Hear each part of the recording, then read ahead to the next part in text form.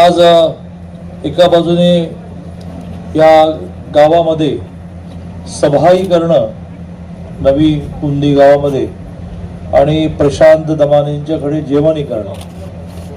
आम्ही आपले गिरणी कामगार वडील असणाऱ्या घरात जन्माला आल्यामुळे बाबांना हळूच कानामध्ये विचारलं की बा माझ्याबरोबर स्टाफ 25-30 जणांचा आहे, तर म्हणजे लई मोठे 600 जणांचं जेवण. तर त्याने आणखी मला माहिती दिली की ते स्वतः जिल्हा परिषद निवडणुकीमध्ये इच्छुक होते. त्यांनी अर्ज पण भरला होता किंवा तयारी केली होती, परंतु पृथ्वीराज बाबा, संग्राम भाऊ, शरद लाड यांच्या आवाहनाला प्रतिसाद देऊन त्यांनी उमेदवारी नाही असे केले आणि त्यातून आता ही जिल्हा परिषद आणि पंचायत समिती भरघोस मताने विजयी होण्यामध्ये हातभार लागणार आहे. मी एवढंच म्हणेन की भारतीय जनता पार्टी प्रत्येकाचं झालेलं नुकसान हे लक्षात ठेवून भरून काढत असते.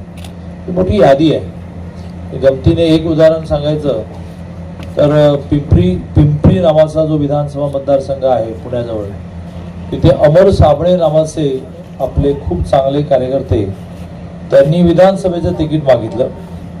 मग एकदा मागितलं त्यावेळेला RPAला सीट द्यावी लागली, मग दुसऱ्यांदा मागितलं तेव्हा RPAला सीट सोडावी लागली. खूप दुःखी होते की ही युती का करता बाबा, आम्हाला लढवता येत नाही. आणि वन फाईन मॉर्निंग एका शुभ सकाळी दिल्लीहून राज्यसभेसाठी त्यांचं नाव नक्की झालं आणि विधानसभाही लढायला न मिळालेले अमर साबळे हे राज्यसभेचे खासदार झाले.